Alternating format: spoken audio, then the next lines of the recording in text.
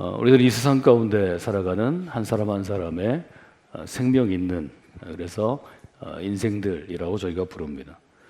우리가 살아가는 세상을 표현할 수 있는 여러 가지 용어들이 있습니다.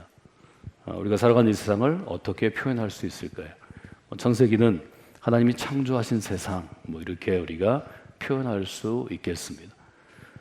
이 세상을 표현하는 것에 대해서 2009년, 10년 전인데요.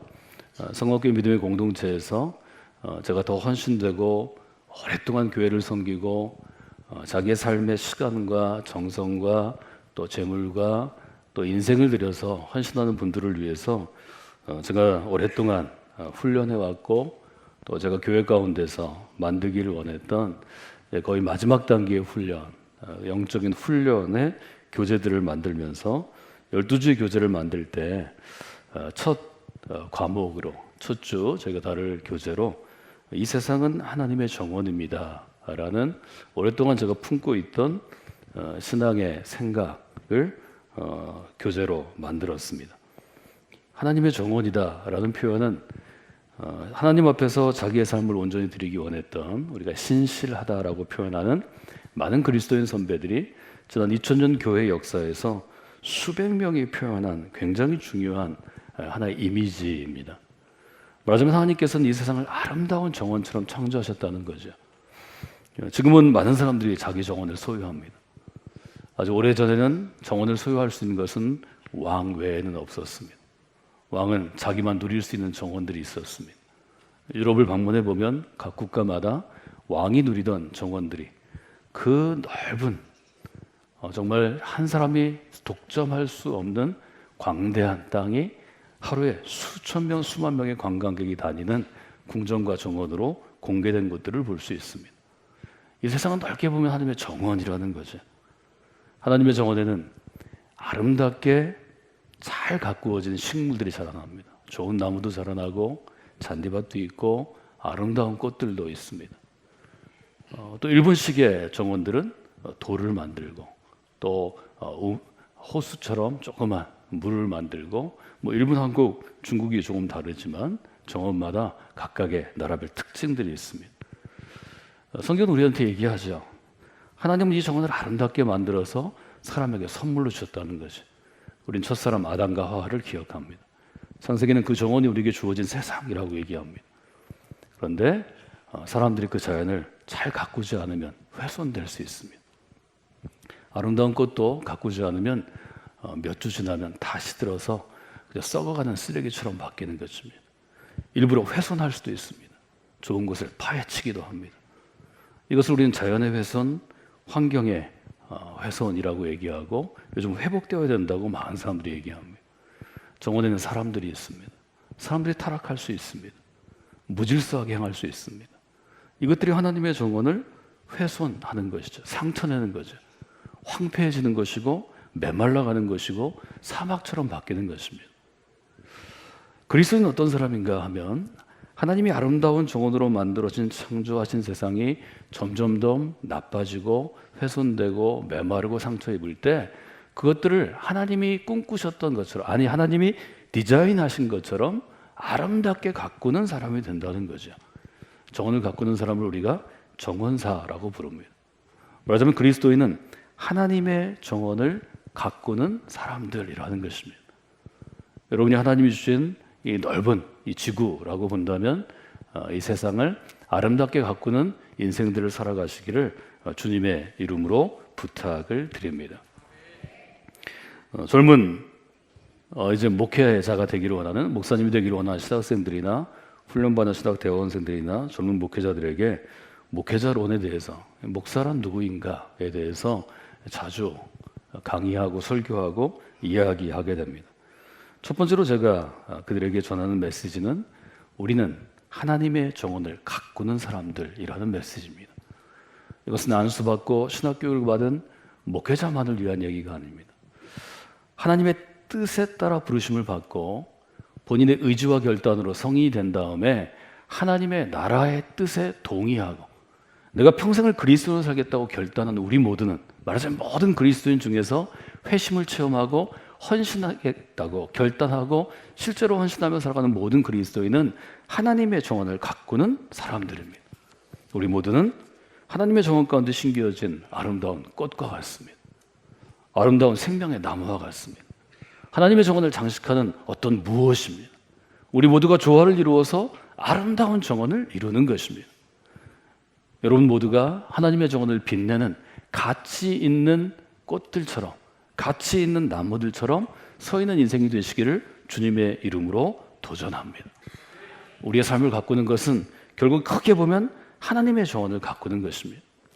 하나님은 이 지구라는 하나님의 정원을 주셨을 뿐만이 아니라 우리가 보지 못하는 것, 우리 눈으로 볼 수 없는 것, 육신의 눈으로 볼 수 없는 것, 제가 내면 세계라고 이름을 붙인 고든 맥도날드 목사님의 정의에 따라 우리의 내면 세계, 그리스도의 내면 세계에 마음의 정원이 존재합니다.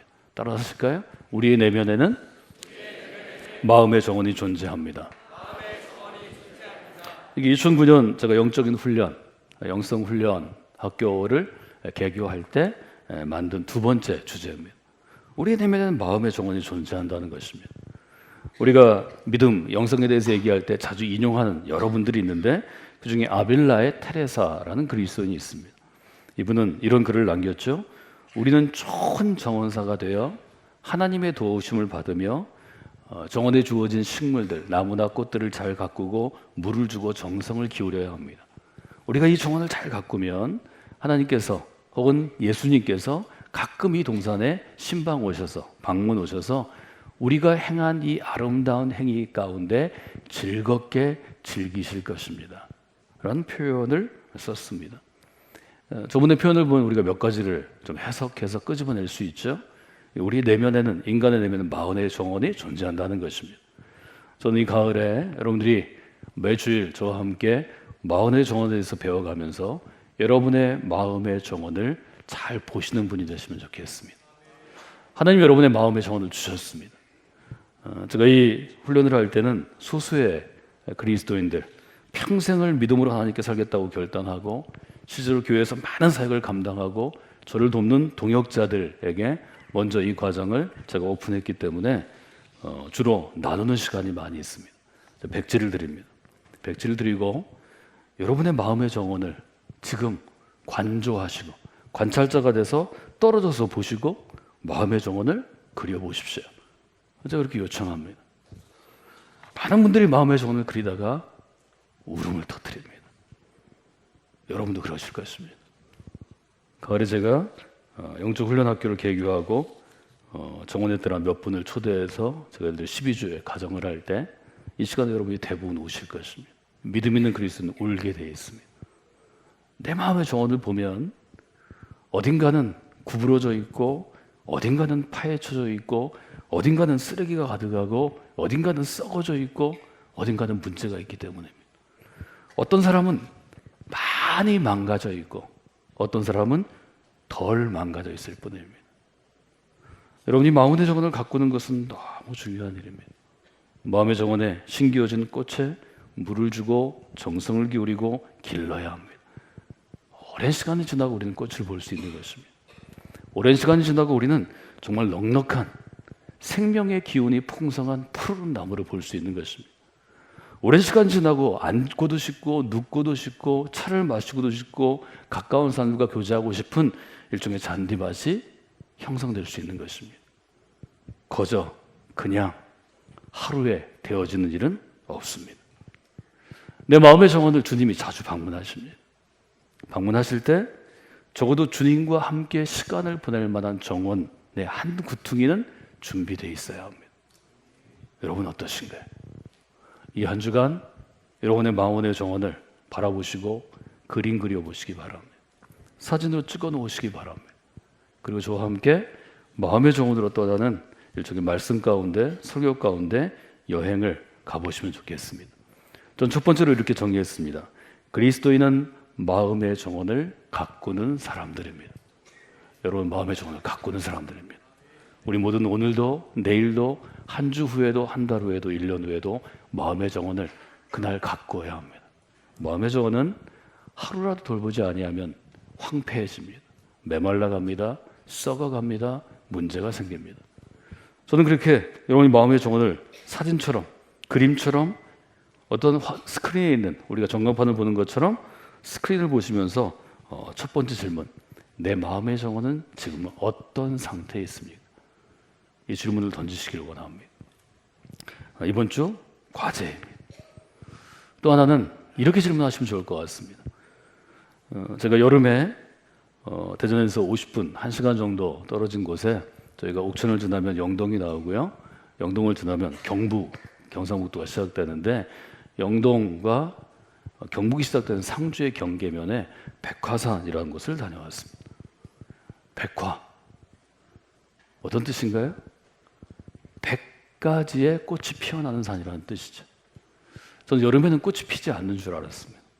그런데 백화산에 다녀오면서 제 생각을 수정했습니다. 그 무더위 가운데 7, 8월 30도가 훨씬 넘어서 차 안의 온도계로 35도, 37도, 38도를 지나가는데 꽃은 여전히 거기에 있었습니다. 한 종류가 아니라 여러 종류의 꽃이 피어 있었습니다. 저는 제 생각을 수정했습니다. 봄에는 당연히 봄꽃이 피어나죠. 아름다운 꽃이 있죠. 목련, 개다리, 진달래, 철쭉 순서대로 피어나죠. 가을에도 피는 꽃이 있습니다. 우리는 여름 국화와 가을 코스모스를 얘기합니다. 그런데 한 여름에 피는 꽃이 제가 모르는 꽃이 너무 여러 개가 있더라고요. 여러분 지금 9월입니다. 9월에도 꽃이 피어납니다. 여러분의 정원에는 어떤 꽃이 피어나서 아름답게 여러분의 정원을 장식하고 있습니까? 정원에는 꽃이 있어야 합니다. 정원에는 나무도 있고 잔디밭도 있고 의자도 있고 좀 물도 있고 뭐 좀 돌도 있고 하면 좋지만 꽃이 없는 정원은 메마른 것입니다. 저희 강단에 꽃장식을 왜 하나요? 여러분의 마음을 부드럽게 만들려고 하는 것입니다. 절기에 따라 아름다운 꽃을 보고 찡그리는 분은 치료가 필요한 분들입니다. 아름다운 꽃을 보면 마음이 화사해져야 합니다. 아름다운 꽃을 보면 꺾고 싶고 찢고 싶고 버리고 싶으면 반드시 치료받으셔야 합니다. 지금 제가 하는 말을 잘 이해를 못하시면 나중에 되돌리기를 하시면 좋겠습니다. 두 가지 질문을 제가 했습니다. 내 마음의 지금 정원은 어떤 상태입니까? 내 마음의 정원에는 어떤 꽃들이 자라나고 있습니까? 이 가을 여러분의 마음의 정원에 아름다운 꽃들이 자라나는 귀한 계절이 되시기를 주님의 이름으로 축복해 드립니다. 바울은 우리의 마음의 정원에서 어떤 일이 일어나는지를 갈라디아서를 통해서 비교적 소상하게 알려주고 있습니다. 오늘 저희가 읽은 갈라디아서 5장인데요. 5장 16절은 이렇게 증언합니다. 너희는 성령을 따라 행하라. 그리하면 육체의 욕심을 이루지 아니하리라. 바울이 늘 고민했던 것은 그리스도인으로 성령을 따라가는 삶을 살고 싶은데 잘 안 된다는 거죠. 여기 우리 고민이 있죠. 여기 우리 갈등이 있죠. 오랫동안 신앙생활해도 예수 그리스도를 잘 믿는다고 고백해도 심지어 헌신해서 목회자가 되어도 매일매일의 삶 가운데 성령을 따라 행하는 삶과 내 육신의 욕심을 따라 행하는 삶은 충돌합니다. 그래서 17절은 이렇게 얘기하죠. 육체의 욕심은, 육체의 소욕은 성령을 거스리고 성령은 육체를 거스리나니. 첫 번째 단어는 뭔가요? 거스른다라는 뜻입니다. 거스른다는 뜻은 뭔가요? 쉽게 말하면 잘 맞지 않는 것입니다. 우리가 어떤 친구한테 얘기할 때 너는 나랑 안 맞아. 너랑 나랑 취향이 달라. 성향이 달라. 뭐 이런 사람이 있죠. 잘 맞지 않는다는 것입니다. 맞지 않으면 거스르는 것입니다. 제가 옷을 입고 있는데요. 제가 옷을 잘 맞춰서 입으려고 노력합니다. 많은 사람들 앞에 서야 하니까요. 그런데 저한테 안 어울리는 옷도 있습니다. 어떤 분들이 저한테 양복을 똑같은 색감을 입으시는데 그렇지 않아요.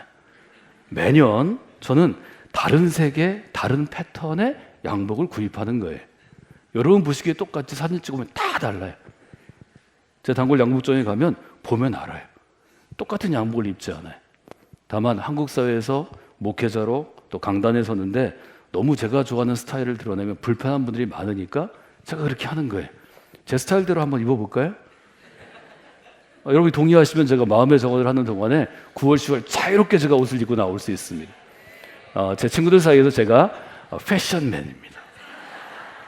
제 친구들 중에 제가 옷을 입고 가면 제 등을 잡아가지고 뒤에 브랜드를 보는 어떤 레떼르냐고 뭘 좋아하냐고 그런 분들이 있습니다. 거스르는 것입니다. 거스르면 어떤 단계로 나아가냐면 이 둘이 피차에 서로 대적함으로. 거스르는 사람이 서로 대적한다는 말은 뭔가 쉽게 싸운다는 것입니다. 거스르는 사람들은 쉽게 싸웁니다. 잘 안 맞기 때문입니다. 그래서 저희가 데이팅 스쿨, 아이들이 데이트하는 스쿨을 하거나 결혼 예비학교나 결혼학교를 할 때 두 사람의 성격을 비교해주고 성품을 비교해주고 성향을 자꾸 비교해주는 것은 이 거스르는 것을 좀 줄이기 위한 것입니다. 성령이 하고자 하는 일과 반대편에 있는 것, 육신 혹은 사단에 속한 것은 서로 대적하게 한다는 것입니다. 대적해서 결론은 어떻게 되나요? 원하는 것을 하지 못하게 합니다. not do list가 나오는 것입니다. 이 사람이 원하는 걸 얘가 하지 못하게 합니다. 이쪽 사람이 원하는 걸 저쪽에서 하지 못하게 합니다. 이것은 우리는 갈등이라고 부릅니다. 여러분, 신앙생활은요, 마음에 갈등이 생기는 것입니다. 많은 분들이 생각할 때 세상에서 너무 힘들고 어려우니까 신앙생활을 하면 금세 평화가 주어지는 것으로 압니다. 잠시는 그렇습니다. 그러나 그 어린 시절이 지나가고 여러분이 청소년 시기를 맞고 초년 시기를 맞고 어른이 되면 신앙생활을 오래 할수록 갈등은 더욱더 커져갑니다. 이 갈등을 이기는 가장 좋은 방법은 마음의 정원을 가꾸어 가는 것입니다. 바울은 이 점을 아주 너무 잘 알았습니다. 마음의 정원을 가꾼다는 것은 우리의 내면을 가꾸는 것입니다. 제가 이제 교재를 만들면서 수십 권의 책들 중에 좋은 부분, 제가 동의하는 부분들을 인용하기 때문에 9월에 제가 설교할 때는 많은 분들, 많은 그리스도인들의 책을 제가 인용하게 될 것입니다. 그랜빌 클라이저라는 분은 이렇게 얘기합니다. 우리가 마음의 정원을 아름답게 가꾸려면 땅을 골라내야 하고 땅에 돌들이 많이 있습니다. 숨겨진 바위도 있습니다. 또 땅이 편차가 있으면 꽃이나 나무가 잘 자라지는 못하고 평평하게 골라야 합니다. 두 번째는 잡초를 뽑아내야 한다는 거죠. 땅을 고르고 잡초를 뽑아내서 무엇인가 씨앗을 심을 수 있으면 그 다음에는 마음의 정원에 사랑, 묵상, 친절함, 선한 마음, 지혜의 씨앗을 심어야 한다는 거죠. 심고 끝나는 게 아닌 거죠. 심으면 가꿔야 한다는 거죠. 그리고 이런 일을 하루 하는 게 아닙니다. 꾸준히 매일매일 이 일을 실천하면 그대의 영혼은 차츰 더 향기로워질 것이고 그대의 삶은 크게 변화될 것입니다. 갈라디아서 5장 핵심, 여러분이 제일 잘 알고 암송하는 구절은 16절 이 단락에서 22절 23절입니다. 여러분 잘 아시는 거죠. 성령의 열매는 사랑과 희락과 화평과 오래 참음과 자비와 양성과 충성과 온유와 절제니 이 같은 것을 금지할 법이 없느니라. 제가 이 9가지 열매를 왜 어떻게 외울까요? 어린 시절부터 여름 성경학교 가면 외우게 하고 상 줬기 때문입니다. 상 주기 때문에 암송하는 것입니다. 요즘 교인들이 성경을 너무 암송하지 않습니다. 여러분 중요한 구절은 반드시 암송해야 합니다. 암송한 말씀이 여러분의 마음에 씨앗이 될 것입니다. 씨앗이 여러분의 마음의 정원에 심겨지게 될 것입니다. 잘 가꾸면 싹이 트고 여러분이 물을 주고 햇빛을 받게 하고 좋은 마음으로 사랑으로 가꾸면 엄청나게 큰 나무가 될 것입니다. 마음의 정원에 아름다운 꽃도 피어나야 하고 생명의 나무가 심기어지고 자라나서 거목이 돼야 합니다. 오늘 제가 여러분에게 부탁하는 일은 갈라디아서 5장 16절부터 24절까지 이 단락을 하루에도 여러 번 읽으시는 것입니다. 제가 지금 여러분께 설명해 드린 이 성경을 보는 묵상의 주제에 따라 자꾸 생각하는 것입니다. 마음의 정원을 가꾸는데 첫 번째 도구는 생각하는 것입니다. 깊이 생각하는 것입니다. 선한 마음을 품고 생각하는 것입니다. 우리는 이 통틀어 모든 과정을 묵상한다 이렇게 표현합니다. 되새겨 생각하는 것입니다. 깊이 생각하는 것입니다. 저는 소수의 그리스도인들에게 제가 평생토록 마지막 제가 신앙이 성숙하는 단계로 정리해왔던 영적 훈련을 이제는 설교할 시기가 됐다고 생각해서 이번 주부터 여러분과 함께 나누려고 합니다. 물론 제가 여러분에게 묻고 답하고 여러분이 얼마나 생각했는지 배웠는지 또 실천했는지 계속 점검할 수 없지만 여러분이 계속 과제를 하시고 더 마음이 생기고 관심이 생기고 마음의 정원을 잘 가꿔야 되겠다고 결단이 생기시면 제가 클래스를 오픈할 때 영성훈련학교를 열을 때 지원하셔서 여러분이 함께 그 시간들을 감당하시면 좋겠습니다. 물론 여러분이 지원하셔서 제가 다 뽑는 건 아닙니다. 제가 봐서 여러분이 훈련받을 시간이 됐다, 단계가 됐다는 분들에게 우선권을 드립니다. 마음의 정원을 잘 가꾸면 어떤 열매가 있나요? 지난주에 저는 한 60대 환갑을 맞이해서 죽음을 맞이한 한 그리스도인이요, 또 목사님이요, 또 신학교 교수였던 분의 책을 소개해드렸습니다. 여러분, 우리가 예수님을 잘 믿어도 삶의 비상상황이 우리를 피해가지 않습니다. 예수님을 안 믿어도 삶의 비상상황이 피해가지 않습니다. 누구에게나 이런 비상상황이 옵니다. 누구에게는 이런 육체의 병으로, 누구에게는 가족의 죽음으로, 누구에게는 사업의 실패로, 누구에게는 직장에서의 문제로, 누구에게는 자기 인생의 문제로, 혹은 사회적인 재난으로. 이런 비상상황은 우리가 살아가면서 사실은 자주 겪는 일입니다. 마음의 정원을 잘 가꾸면 그 비상상황이 있을 때 똑같이 당황할 수 있고 똑같이 흔들릴 수 있고 똑같이 아프지만 그 상황을 비교적 하나님의 도우심을 받으며 견디어내고 버텨낼 수 있습니다. 저는 12월 연말이 되면 여러분에게 신앙이란 믿음으로 견디어내는 것이라는 굉장히 중요한 주제를 반드시 얘기합니다. 그것은 여러분이 한 해를 마무리하고 새로운 해를 새로운 마음으로 시작하시도록 돕기 위한 것입니다. 누구나 견디어내야 할 부분이 있습니다. 버텨내야 할 부분이 있습니다. 인생의 짐을 두 어깨로 반드시 감당해야 될 부분이 있습니다. 그걸 감당하지 않으면 어른이 되지 못하기 때문입니다. 그걸 감당하지 못하고 주저앉으면 내 등 뒤에 있는 내 아이가 다치기 때문입니다. 내 아이가 내가 겪어야 되는 혹은 내가 겪을 수 있는 견뎌내야 되는 이 고통을 그 어린아이가 어떻게 겪을 수 있나요? 그 대신 짐을 져주는 것입니다. 성경은 우리에게 그 메시지를 너무 분명하게 전달합니다. 우리가 맨정신으로 내 노력으로 인간의 노력으로는 이 세상이 주는 그 무거운 짐을 견딜 수 없기 때문에 주님이 내 앞에서 먼저 그 짐을 져주셨다는 것입니다.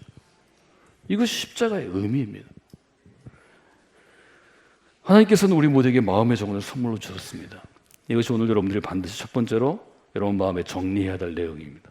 저를 따라서 함께 하실까요? 하나님께서는 우리 모두에게 마음의 정원을 선물로 주셨습니다.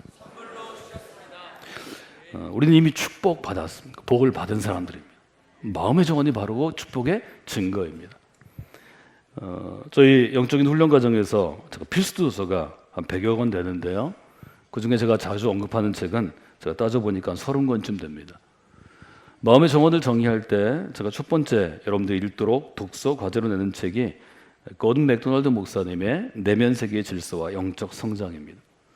이분은 마음의 정원이라는 이 단어, 이 목사님의 표현이 아니고 2000년 동안 수많은 그리스도인들 중에 앞서갔던 우리 선배 그리스도인들이 깨달은 바를 소개하면서 한 미국 공군 비행사의 고백을 책 가운데 인용합니다. 굉장히 중요하기 때문에 제가 여러분에게 잠깐 그 책을 인용해 드리겠습니다. 하워드 러트러지라는 미 공군 비행사가 전쟁 중에 포로가 돼서 포로 수용소에 갇히게 됩니다. 이 포로 수용소의 이름은 따로 있지만 포로 수용소에 갇힌 미국 포로들은 이 포로 수용소를 핫브레이크 수용소라고 불렀습니다. 이분은 이렇게 얘기합니다. 강제로 지금 주어진 이 기나긴 자기 성찰의 기간 동안에는 중요한 것과 하찮은 것, 가치 있는 것과 가치 없는 것을 구분하기가 훨씬 쉬운 시간이었다. 예를 들어 과거에 나는 주일이 되면 되게 일을 하거나 친구들과 열심히 놀고 교회 갈 시간이 없었다. 몇 년 동안 아내였던 필리스는 가족과 같이 교회 가자고 늘 권유했다. 그녀가 심하게 바가지를 긁거나 나에게 화를 낸 적은 없지만 내가 교회 가기를 줄곧 바라고 있고 아마 기도하고 있었을 것이다. 그런데 난 너무 바쁘고 다른 일에 몰두한 나머지 일주일에 1시간도 시간을 낼 수 없었다. 그 다음에 굉장히 중요한 얘기를 합니다. 이제는, 지금은 죽음의 장면, 죽음의 소리, 죽음의 냄새가 내 주변에 가득하다. 영혼에 대한 굶주림이 육신의 굶주림보다 훨씬 더 심하게 내가 지금 느끼고 있다. 지금은 결코 죽지 않을 그 부분에 대해서 더 많이 알고 싶은 마음이 나한테 생겼다. 이제 하나님, 예수 그리스도, 교회에 대해서 이야기하고 싶다. 그런데 이 핫브레이크 수용소에는 하나님, 그리스도, 교회에 대해서 얘기할 목사님이 계시지 않는다. 주일학교 교사가 없다. 성경도 없다. 찬송가도 없다. 나를 돌보아주고 나를 지도해줄 믿음의 공동체, 교회도 없다. 그리고 자기 책에 아주 굵은 채로 말하자면 밑줄을 그어서 이렇게 강조합니다. 과거에 나는 나의 삶에 있어서 영적인 차원을 완전히 무시하고 살았다. 포로 수용소에 갇혀서야 하나님 없는 삶이 얼마나 공허한지를 이제 깨닫게 되었다. 뭘 깨닫게 됐나요? 내 일, 내 친구들, 내가 노는 것, 내 인생의 목표, 이게 자기 삶의 중심인 줄 알았는데 포로 수용소에 갇혀서 아무 일도 없고 이제 죽는 날만 기다리게 되니까, 혹은 매일 죽음의 위협 앞에 있으니까 내 중심을 알게 됐다는 거죠. 내 중심은 어디에 있나요? 내 영혼 가운데 있습니다. 성경은 이 점을 분명하게 이미 알려주었습니다. 우리 삶의 중심은 우리의 영혼에 있습니다. 우리의 마음이란 이 영혼이 머무는 곳입니다. 마음의 정원을 가꾼다는 것은 우리의 중심을 가꾸는 것입니다. 우리는 이것을 고백하는 사람들입니다. 이 고백을 하고도 우리가 이렇게 살지 못하는 이유가 어디 있을까? 한국 교회가 껍데기로 살아가는 교회가 많고 한국의 그리스도인들이 왜 껍데기 그리스도인이 많을까? 저는 그 이유가 한국 사회가 갖고 있는 병증 때문이라고 생각합니다. 마음의 정원을 가꾸는 것은 오랜 시간이, 아니 평생이 걸리는 일, 매일 해야 되는 일입니다. 한국 사람들은 어떤 문제에 부닥칠 때, 어떤 병에 걸릴 때 즉각적인 처방을 기대합니다. 병원도 그렇게 얘기할 수 있습니다. 이 약 하루치 먹으면 낫습니다. 거짓말입니다. 그 병원 가지 마십시오. 의사가 부정직한 사람이에요. 우리 병원에 가서 이 수술을 받으면 없어집니다. 거짓말입니다. 그런 일은 없습니다. 여러분, 영어 못하는 이유가 무엇입니까? 일주일 완성책을 30권 사도 영어 못합니다. 일주일 안 되니까 3주 완성했습니다. 제 서재에요, 영어 공부에 대한 책만 500권이 넘습니다. 70년대, 80년대, 90년대에 발행된 영어에 대한 모든 책이 제 서재에 있습니다. 제가 읽고 가르치고 과외한 책 많이 있습니다. 영어는 평생 걸리는 것입니다. 왜냐하면 언어이고 문화이고 역사이기 때문에. 날이 갈수록 영어를 더 못하는 저를 보고 실망할 때가 많아서 요즘에는 영어를 안 합니다. 통역을 세웁니다. 미국 유학 갔다 온 많은 목사님들이 통역을 세우는 이유를 아세요? 제가 한국말로 표현하면 섬세한 부분까지 표현할 수 있습니다. 영어로 하면 어린이처럼 표현합니다. 이 맛이 다릅니다. 언어의 맛이라는 게 있는 거죠. 이게 똑같은 거예요. 그리스도인들은 똑같이 해결합니다. 한국 교인들이 제일 좋아하는 건 모세의 떨기나무 체험입니다. 한 방에 해결했습니다. 이사야가 성전에서도 환상 너무 좋아합니다. 한 번에 해결합니다. 다메섹의 체험, 바울의 체험 너무 좋아합니다. 왜요? 한 번의 체험으로 기적을 일으키기 때문입니다. 여러분 인생에 그런 일은 없습니다. 제가 살아보니까 없습니다. 저도 죽을 병에 걸렸다가 살아나 보기도 하고요. 삶을 포기할 수 있는 경험도 많았고요. 위기도 많았습니다. 그러나 그 한 번의 체험이 저를 그리스도인으로 바꾸지 않았습니다. 매일매일 마음의 정원을 가꾸는가 가꾸지 않은가가 문제입니다. 여러분, 이런 고민과 갈등 때문에 신앙생활에 너무 자주 넘기를 원치 않는다면, 신앙생활 적어도 10년, 20년, 30년 했는데 똑같은 고민을 또 한다면 그것은 여러분이 마음의 정원을 가꾸는데 게으르거나 모르기 때문입니다. 이 점은 반드시 여러분이 주님 앞에 가기 전에 고쳐야 될 일입니다. 하나님께서는 우리에게 무엇을 요청하실까요? 우리가 마음의 정원을 잘 가꾸는 사람이 되기를 원하십니다. 이 가을에 여러분이 마음의 정원을 잘 가꾸는 분들이 되시기를 원합니다. 가을에 저희가 영적인 훈련 캠프 사역을 뉴스페이스 때문에 저희가 중단했다가 다시 시작합니다. 저도 그동안에 많이 변한 그리스도인이 되었습니다. 더 많은 것들을 체험하고 성숙한 그리스도인이 되었습니다. 이 사역을 시작할 때는 제가 40대였고 이 사역을 중단할 때는 50대 초반이었습니다. 저는 이제 50대 후반이 됩니다. 앞으로 몇 년은 이 일을 제가 하고 이 일을 할 수 있는 인원이 한 300명 정도 될 것 같습니다. 저는 1년에 30명씩만 이 훈련 사역을 해왔습니다. 이 일이 아마 제가 해야 될 굉장히 중요한 사역이고 제 목회 여정의 마지막 사역이 아닌가, 저는 그렇게 생각합니다. 저 자신도 이를 통해서 더 그리스도인다운 그리스도인으로 바뀌리라 그렇게 생각합니다. 그래서 저는 여러분에게 조금 부담이 되는 분들이 있거나 아니면 이해하지 못하는 어린 그리스도인이 있을지 모르지만, 또 방송을 통해서나 영상을 통해서 제 설교를 접하시는 잘 이해할 수 없을지 모르지만, 제게 남겨진 시간이 그리 길지 않다고 제가 생각을 하고 9월에 시작하기로 결심을 했습니다. 저는 여러분에게 조금 더 친절하게 영적인 훈련의 과정에 대해서 매주 설명해 드리려고 합니다. 오늘의 주제는 아주 단순한 것입니다. 우리에게는 하나님 주신 마음의 정원이 있습니다. 그리스도는 그 마음의 정원을 발견하는 순간부터 잘 가꾸는 사람이 되어야 합니다. 그리고 이 가을은 그 정원을 가꾸기에 가장 적합한 계절입니다. 여러분이 이 도전 가운데 여러분의 귀를 열으시고 마음의 귀와 육신의 귀를 열으시고 이 단계로 나가시면 좋겠습니다.